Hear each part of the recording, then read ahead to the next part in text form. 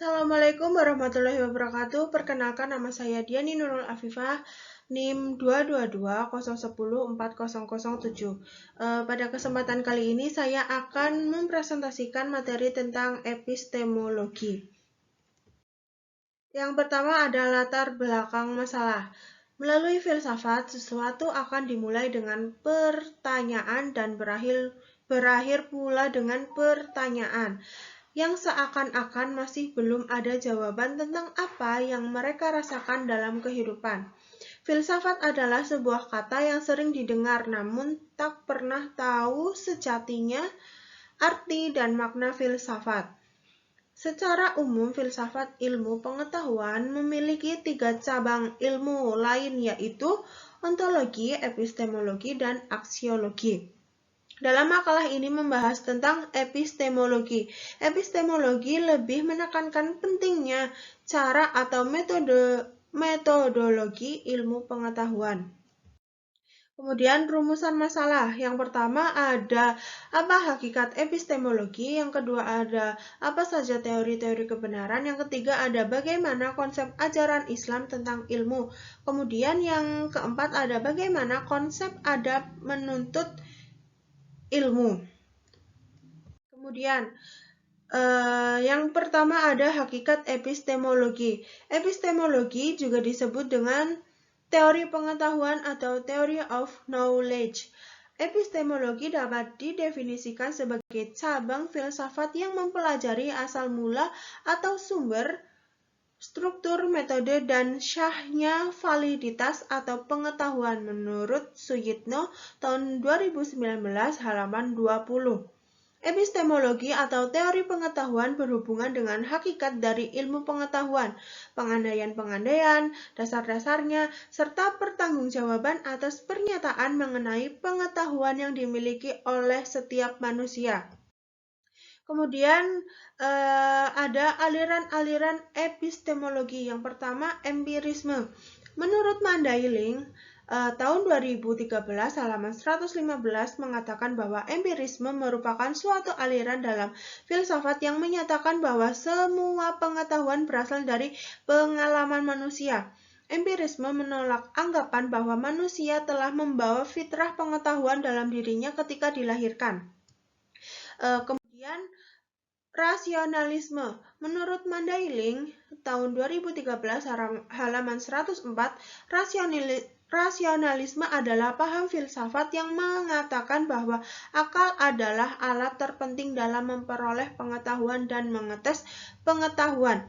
Jika empirisme mengatakan bahwa pengetahuan diperoleh dari alam mengalami objek empiris, maka rasionalisme mengajarkan bahwa pengetahuan diperoleh dengan cara berpikir. Alat dalam berpikir itu adalah kaidah-kaidah logis atau kaidah-kaidah logika. Kemudian yang ketiga ada positivisme. Filsafat positivisme berpangkal dari apa yang diketahui, yang faktual dan yang positif. Artinya sesuatu yang di luar fakta dan kenyataan dikesampingkan.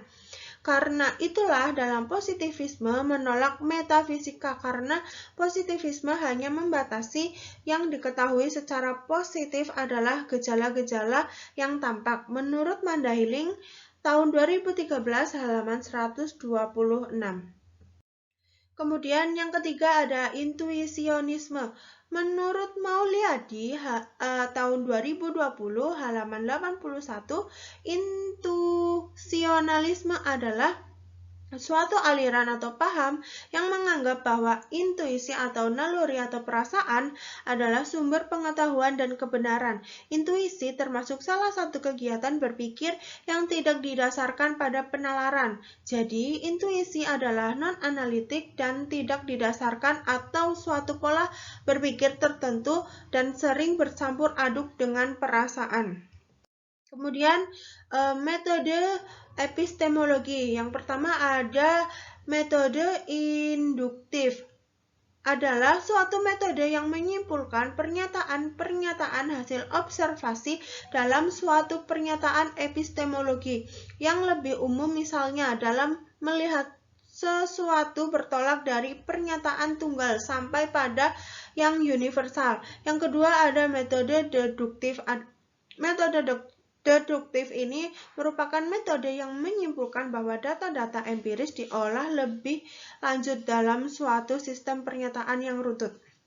Kemudian yang ketiga ada metode positivisme, merupakan metode yang berpangkal dari apa yang diketahui, faktual, dan positif.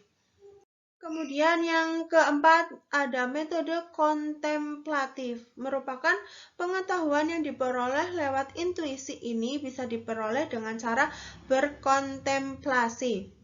Kemudian yang kelima yaitu metode dialektis, tahap logika yang mengajarkan kaidah-kaidah dan metode-metode penuturan, juga analisa sistematis tentang ide-ide untuk mencapai apa yang terkandung dalam pandangan. Kemudian ada teori-teori kebenaran. Yang pertama ada teori korespondensi atau correspondence theory of truth. Menurut Padli dan Muhammad Lutfi Mustafa tahun 2021 halaman 83 mengatakan bahwa adanya kebenaran itu selalu dihubungkan dengan pengetahuan manusia, subjek yang mengetahui mengenai objek. Jadi kebenaran ada pada seberapa jauh subjek mempunyai pengetahuan mengenai objek, sedangkan pengetahuan berasal dari banyak sumber. Sumber-sumber itu kemudian sekaligus berfungsi sebagai ukuran kebenaran. Kemudian ada teori koherensi atau coherence theory of truth. Teori kebenaran koherensi atau konsistensi adalah teori kebenaran yang didasarkan pada kriteria koheren atau konsistensi. Suatu pernyataan disebut benar bila sesuai dengan jaringan komprehensif dari pernyataan-pernyataan yang berhubungan secara logis. Menurut teori ini, kebenaran tidak dibentuk atas hubungan antara putusan dengan sesuatu yang lain, yaitu fakta dan realitas, tetapi atas hubungan antara putusan-putusan itu sendiri. Menurut Atabik tahun 2014 halaman 260. Kemudian ada teori pragmatis atau the pragmatic theory of truth. Menurut Atabik tahun 2014 halaman 263, pragmatisme berasal dari bahasa Yunani yaitu pragmai, artinya yang dikerjakan, yang dilakukan, perbuatan, tindakan, sebuah sebutan bagi filsafat yang dikembangkan oleh William James di Amerika Serikat. Teori kebenaran pragmatis adalah teori yang berpandangan bahwa arti dari ide dibatasi oleh referensi pada konsekuensi ilmiah, personal atau sosial. Benar tidaknya suatu dalil atau teori tergantung kepada berfaedah tidaknya dalil atau teori tersebut bagi manusia untuk kehidupannya. Kebenaran suatu pernyataan harus bersifat fungsional dalam kehidupan praktis. Kemudian yang keempat ada teori performa, the performance theory of truth. Menurut Padli dan Muhammad Lutfi Mustafa tahun 2021 halaman 85 menyatakan teori performatif merupakan suatu pernyataan dianggap benar jika ia menciptakan realitas. Jadi pernyataan yang benar bukanlah pernyataan yang mengungkapkan realitas, tetapi justru dengan pernyataan itu tercipta realitas sebagaimana yang diungkapkan dalam pernyataan itu. Teori ini disebut juga tindak bahasa, mengaitkan kebenaran suatu tindakan yang dihubungkan dengan suatu pernyataan. Kemudian ada teori konsensus atau The Consensus Theory of Truth. Menurut Padley, tahun 2021 halaman 85 menyatakan sebuah teori ilmiah dianggap benar sejauh ia mendapat dukungan atau terdapat kesepakatan atau konsekuensi dalam masyarakat ilmiah terhadap kebenaran teori tersebut. Inilah yang disebut teori kebenaran konsensus. Teori ini selanjutnya dikembangkan juga oleh Jurgen Habermas melalui konsep pemikirannya tentang komunikasi rasional. Senada dengan Kuhn, menurut Habermas, kebenaran sebuah pernyataan ditentukan oleh ada tidaknya kesepakatan di antara partisipan rasional komunikatif dalam sebuah diskursus. Kelima ada agama sebagai teori kebenaran atau The Religious Theory of Truth. Menurut Padley dan Muhammad Lutfi Mustafa tahun 2021 halaman 86, pada hakikatnya manusia hidup di dunia ini adalah sebagai makhluk yang suka mencari kebenaran. Salah satu cara untuk menemukan suatu kebenaran adalah agama. Agama dengan karakteristiknya sendiri memberikan jawaban atas segala persoalan asasi yang dipertanyakan manusia, baik tentang alam, manusia, maupun tentang Tuhan. Dalam mendapatkan kebenaran menurut teori agama adalah wahyu yang bersumber dari Tuhan. Kemudian konsep ajaran Islam tentang ilmu. Yang pertama itu pengertian dan konsep ajaran Islam tentang ilmu.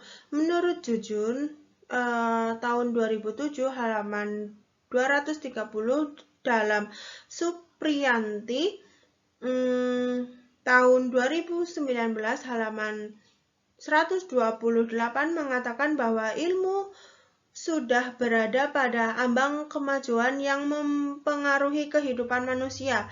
Ilmu bukan saja menimbulkan gejala dehumanisasi, namun bahkan kemungkinan bisa mengubah hakikat kemanusiaan itu sendiri, atau bahkan dengan perkataan lain, ilmu bukan lagi merupakan sarana yang membantu manusia mencapai tujuan hidupnya, namun juga menciptakan tujuan hidup itu sendiri.